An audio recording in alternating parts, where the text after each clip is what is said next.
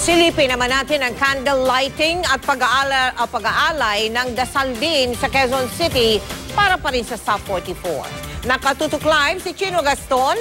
Chino. Iba't ibang grupo ang nag-aalay ng dasal at nanawagan ng hustisya at kapayapaan sa ika-40 araw matapos mangyari ang madugong engkwentro sa Mama Sapano sa Maguindanao.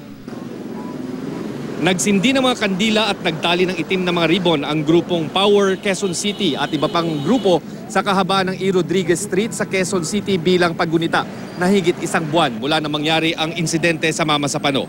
Ang kanilang panawagan, hustisya para sa mga pulis, MILF at mga sibilyan na namatay.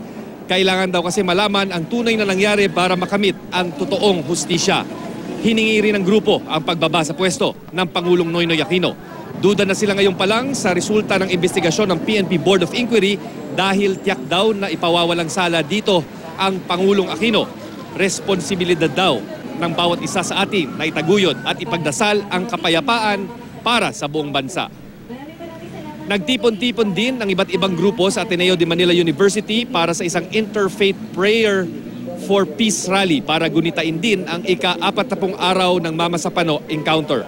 Bukod sa mga kanta, nag-alay din ng dasal sa kapayapaan para sa Mindanao ang grupo.